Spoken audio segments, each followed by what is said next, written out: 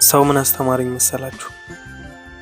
ማንም ሰው ያለ ምንም ምክንያት እንደማይወደኝ፣ ማንም ሰው እኔ የሆንኩትን እንደማይሆንልኝ፣ ማንም ሰው እኔ የተጨነቅኩትን ጭንቀት እንደማይጨነቅልኝ።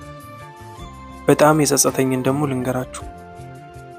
እስከዛሬ ያለ ምንም ምክንያት የሚወደኝን አለማወቄ፣ የሆንኩትንና ያለሁበትን ጭንቀት ለማን መናገር እንደነበረብኝ መርሳቴ። ብዙዎቻችሁ በእንደዚህ አይነት ስሜት ውስጥ ያላችሁ ይመስለኛል። ትልቁ ስህተታችን ምን መሰላችሁ? ዓለምን ሁሉ የፈጠረና የሁሉም አምላክ ፈጣሪ አንኳኩ ይከፈትላችኋል፣ ጠይቁም ይሰጣችኋል ያለንን አምላክ ትተን እንኳን ቤታቸውን አንኳኩተን ችግራችንና ጭንቀታችንን ሊሰሙን አይደለም እኛን ለማየት ለሚደብራቸው ሰዎች ችግራችንን ዝርግፍ አድርገን እንናገራለን። እነሱም ምንም እንዳልሰማ ይሆናሉ። አያችሁ፣ ችግራችሁን ለሰው አትናገሩ።